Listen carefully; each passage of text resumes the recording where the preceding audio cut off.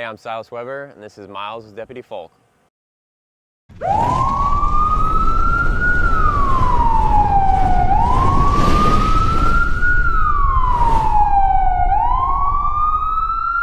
So, again, Weber, thank you for actually coming out and doing Miles with Deputy Faulk. I really appreciate it. The reason why this actually run means a lot to me is because you played an essential part in the beginning of my running journey. I mean, from the time before going to the police academy, when I was 235 pounds, believe it or not. It took me a hard time to even run a quarter of a mile. I'm sure you remember those days. But I just want to say thank you for being an essential part of that running journey. Having said that, I have a couple questions for you, if you don't mind. Yeah, man. So, was running always a part of your personality, things that you wanted to do? Was it always a part of whoever was? If not, how did you develop the love to run? And also, how important is health? So I know it's a two-part question, but basically, how did Weber fall in love with running, and how important is health to you? Yeah, it's a funny story, actually. I was never a runner really until probably about 2020, maybe, like right before COVID. Seriously? Yeah. Yeah, I always hated long distance running. I enjoyed like faster paced stuff like soccer and football and stuff, but yeah, COVID happened and gyms closed, and right before that I got started running with Caleb a little bit. And he was trying to convince me, like, yeah, man, you gotta pick up running, man. You gotta do some long distance stuff. I'm like, I'll get to it later. And COVID kicked off. I started running, hitting the pavement a little bit. And I dropped I was kind of bulkier at the time. I was like 200, and I went down to it was kind of bad. I went down to 160. Serious? Because no gyms are open. Okay. But I bounced back a little bit. So yeah, he was kind of contagious with his passion for running, so I kind of picked it up and really enjoyed it. Like I said, that first year was rough. I went running with a buddy only a mile and a half, and I had to call it. I was like, no, I'm done. Can't do it anymore. And they were blazing by. So yeah, I was in your shoes not that long ago. Okay, and the second part to that question is, I mean, how important is health to you, or health in general? That's definitely what's maintained it for me. Kept the drive going because I want to keep that health up. So many people nowadays, I think, just stay stagnant, and not just physically, but in all aspects of their life, but especially physically. So It's important to stay active, and I just enjoy it as a decompression thing. So got a long day at work, go for a run, and I don't know if you've hit that pace where you hit first couple miles, you're like, man, this is kind of a drag, and then Every step. yeah, and then but then sometimes you'll hit mile 4 or 5 depending on the day. Yeah, and it's that magical yeah, 4. yeah, and you hit that pace, you're like, oh, this is what we're doing. So, and your body kind of calms down a little bit, and your breathing slows and everything. It just feels great. The reason why I asked about health, because obviously, like I said, I was at an unhealthy weight, and not only that, I had a good friend of mine. He used to tell me, health is wealth, and movement is medicine, and that part there always stuck with me. But there's another question I always wanted to ask you. I mean, you have a lot of qualities that not only, and I mean this from the bottom of my heart, not only make up a good person, but also just a good officer. And at one point, you used to be a cop. And we were at the police academy together, actually. Going through legals. You went to the academy before me and graduated. But there's a question I always wanted to ask you. Why, brother? Why did you leave law enforcement? Yeah, that's the $1 million question for everybody at Richland. That's also kind of a long story. So originally, law enforcement was never really on my radar or on my plan to, after I graduated high school and college and stuff. I always wanted to do military. Okay. because my dad was Army, and I kind of really bought into that, and a lot of my buddies were joining, so I was like, yeah, I need to do that. But Okay. technically, I'm asthmatic, so Asthmatic. yeah, funny You enough. miles, okay. Yeah, that's helped a lot, kind of mitigate that. But Okay. so I was like, well, a lot of my buddies, after they joined before I finished college, and so they were kind of having they weren't liking it too much. They were like, yeah, it's kind of a rough time to be in. So I was like, maybe I don't want to, sign 4 years of my life away just like that. So, Okay.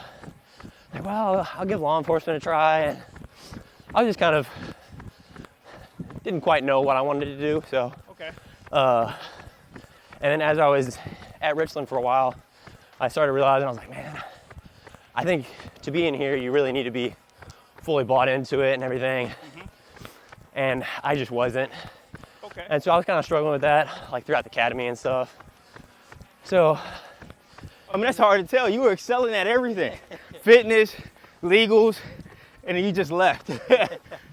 it was a bit of a shock, because, I mean, I did enjoy it, but I enjoyed the people I was working with, but I just decided, and for me, I'm a Christian, that's a big part of my faith, and I just felt like God was calling me that he was wanting me to look for something else. So, Okay. not to get too detailed into that, but Yes, sir. Can't argue with that. So, but yeah, so I ended up dropping out, and I'm a machinist actually. So you own what? I'm a machinist. So Oh, machinist. yeah, so I run CNC machines, mills and lathes, and I really enjoy that, working with my hands and Okay. seeing the fruits of my labor. So Beautiful. Beautiful. So that kind of takes me to the next set of questions I want to ask you, right? Well, most people, when they have a dream of theirs, they're afraid to chase it for a myriad of reasons. Some people become a cop and they feel beholden to the department, or, I got to stay here for such and such amount of years. I got to do this. And I commend you from the very beginning of just, no, this is what Weber wants. I know myself, and this is what I want to do. So my question to you is, what advice can you give somebody who's struggling with that, who wants to, follow their dreams? yeah, that's a tough one, dude. I'm not gonna lie, I was really worried, because not that law enforcement is like a cushy job, but it's fairly stable in that it's a government job. So like, I know as long as I do my part, work hard, be diligent in what I do, and follow the rules, obviously, that I would probably thrive there, and Right. have a good retirement and all that. And so just turning all that down was definitely a scary proposition, Right. for sure. So definitely took a lot of faith to just be like, okay, I'm gonna give this a shot. And I had no idea like where I would end up. So I quit Richland, and then I toured Midlands Tech. They have a training certificate program for machining, and I toured their shop Okay. like right after I left the academy. And was like, hey, I guess this is what I'm gonna do. And I was applying to like grocery stores and stuff, just thought I'd have money and everything. Serious. But Committed to your dream, brother. yeah, man, I was. So if I can ask you, brother, in regards to, definitely, obviously you're a man of morals and integrity. So there's a couple questions I want to ask you is, what is a quote that you live by? Something that means a lot to you, that got you through those hard times, decision making. What is a quote that Weber lives by? That's a tough one. I'm a big Lord of the Rings fan. So yeah. I love that one quote Gandalf tells Frodo. He's like, you can't control what's outside of you. You can't control what you can't control. So all you have to decide is what to do with the time that you have. So, basically just make the best of whatever circumstance you're in, man. Okay. You can pursue excellence in whatever you do. So that's something I've been trying to do now, trying to pursue it in running, Okay. lifting, and my job now, and then now I'm pursuing school again, stuff like that. So Okay. Yeah, that's a big one for me. There's a quote my grandfather used to tell me when I was younger. Said, you know, learn from the mistakes of other people because you'll never live long enough to make them all. That's fair. So, I mean, I'll make quite a few. me too, bro. I make a lot. But also piggyback off of moral integrity, another question is, we just loop this, is if you had the option to change anything in the world, what would it be? Oh man, that's tough.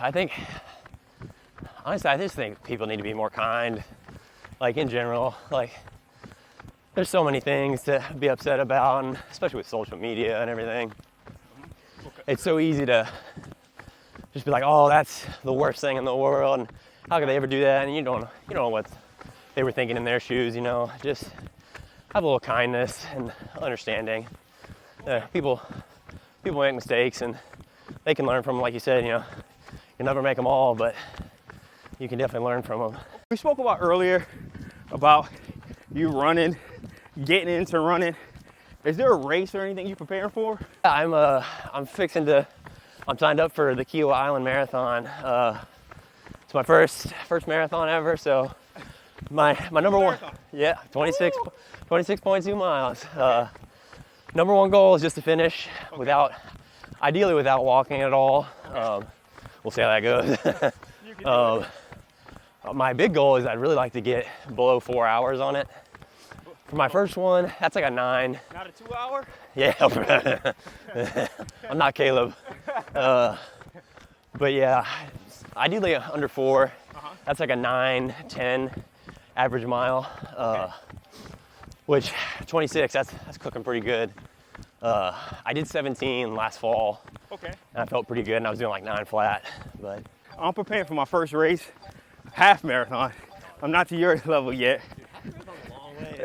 Yeah, it's a long ways. Give me a lot of opportunity to give up. But, so basically, I'm doing my half marathon, 13.1, November 9th at Lexington Run Hard. So I'm looking forward to that. We cut this way. So another thing that I wanted to ask you, as far as, you know, running, I used to call you Flash. Not used to, I still do, right? This is crawling pace for you. What is your fastest mile ever? funny enough, I am decently fast in like a short sprint, but like once we hit like a mile or like half a mile plus, I'm not the fastest for sure by any means. The fastest mile I've ever done is I did it in 5 minutes and 59 seconds. So 5 so minutes. just below the 6 minute mark. But it was a funny story. I was doing it with my coworker on a track, and he was pacing me because he's a fast guy. He ended up like a 5:45, but Nice. he started pulling away from me, and I was like, oh, I gotta catch him. Right. So he said, at like the last turn on the track, he just heard me going. So I finally made it. I got below 6 minutes, so I was pretty stoked. Nice. So another thing too, when it comes to like challenges, right? I'm a big proponent in, I believe, especially men in general, should have challenges that they can accomplish, and also challenges that they fear that they can't accomplish, because it necessitates growth, right? So how important is it for, in your perspective, for people to have challenges? Oh, it's so important. Like, I've been guilty of, in the past, only pursuing challenges that I knew I could do, basically. Like a race that, you know, a 13-mile race, like I know I can do that. I've done it a bunch, so Right. there's not that element of, I don't know if I can do this. Like, I really don't know. Right. And I heard David Goggins, you know, obviously, Yes. talking about it. And he was like, somebody had emailed him or texted him or whatever, was like, yeah, I don't feel like I'm growing at all. And he's just like, yeah, it's because you're doing challenges that you know you can do. He's like, yeah, you can do a marathon or whatever, but you don't know if you can do like a Ironman triathlon. Right. And so that's kind of been in my mind a lot, is taking those challenges that I don't know if I can do. Like last year I did a very short triathlon. Right. and I'm not a great swimmer, so Okay. that was quite the endeavor. Nice. But yeah, so push yourself outside of your comfort zone, like try something different. Maybe if all you've ever done is run, pick up weightlifting. Nice. If all you've ever done is lift weights, start running. You'll be humbled really fast. And my last question for you is, obviously, well, now as a civilian, no low blows, but so obviously there's a distrust between law enforcement and the community we serve. What can we do as officers or as civilians to help bridge that gap? That's a loaded question. For sure. I think Richland County is definitely a good picture of being in contact with the community. I think a lot of agencies are insulated. Right. I think getting more like outside perspectives outside of the agency for training would be really good. So I don't know what that exactly would look like, but some type of third party like auditing of the training maybe, and seeing how the efficacy of it and everything, and how it's working. But that's a tough one. Definitely starts, like you said, with a conversation. Weber, I really appreciate not only this run, one, to prove that I can run farther now. Oh yeah, you're cruising, man. And then two, just thank you. One for myself, also the viewers at Miles of Deputy Faulk. So let them know it's okay to chase your dreams, brother. Yeah, man. Thank you, brother. Absolutely. Very good. That's Miles with Deputy Faulk. And this is, I was going to say Deputy Weber, but Former deputy. former Deputy Weber. Thank you, guys.